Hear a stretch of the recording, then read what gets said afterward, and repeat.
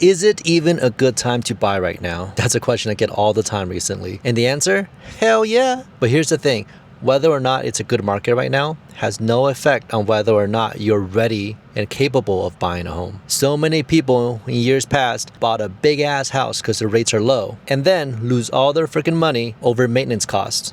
Because no one thinks about that, do they? So yeah, if you're looking for a new home to get out of your current living situation, yes, it's a good time to buy, especially if you're actually ready and financially capable. And right now, it's actually one of the better markets in recent years for buyers. You have a lot more room negotiating with sellers because everyone hasn't lost their minds. So let's break into those numbers. Rocket Homes says that the median sold price has gone up year over year, but only by 0.5%. But Redfin says that home prices have gone down 8%. So what's going on? So what's actually happening is that they're looking at two complete different data sets.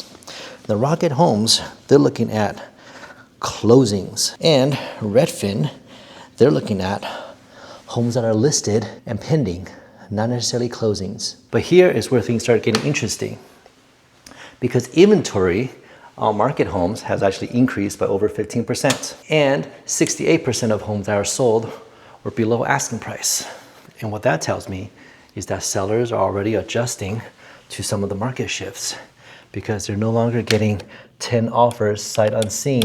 They're getting one and they're taking it. And remember, those days where homes are selling 2 hours after it goes live on the listing, sight unseen, no inspection required, well, those days are over. Right now, the average days on market is well after 30 days. Now, does this mean a crash is coming?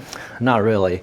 It's just a normal correction. I mean, the last couple of years has been pretty crazy, so I wouldn't use that as a benchmark for anything. Now, if we want to look at the market that I'm mostly in, the Katy, Texas area, it's 100% location and neighborhood based, which means you can no longer look at the city metrics. You have to look even deeper. Zip code, neighborhood, specific communities even.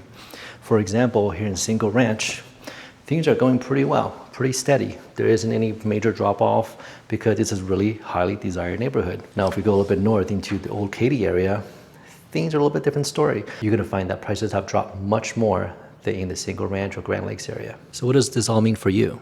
Well, several things actually. It means you have more options, more leverage. You're no longer going to be in a lot of bidding wars. And if you're interested in new construction, well, those builders are handing out deals like Ozempic at a Beverly Hills brunch. Now, if you're still gonna tell me you're gonna wait until the market corrects itself before you buy, great. Can you do me one favor though? Tell me when that is. Please tell me when that is. Because so far, I don't know anybody that can tell me that. So if you know something I don't, please let me know. But if you're just like the rest of us common folk, then we just have to make smart decisions based on what's happening right now, not what we wish could happen in the future. Because waiting for that perfect time is exactly how every single person misses the window. And that's the same guy who skipped out on buying Bitcoin at $8,000 because it was overpriced. So if you're thinking about buying or got questions, I'll drop a link in the description. Now, this isn't crypto. This is your house. You keep waiting for the perfect moment, you're gonna get exactly what you deserve. Nothing. But hey, what do I know?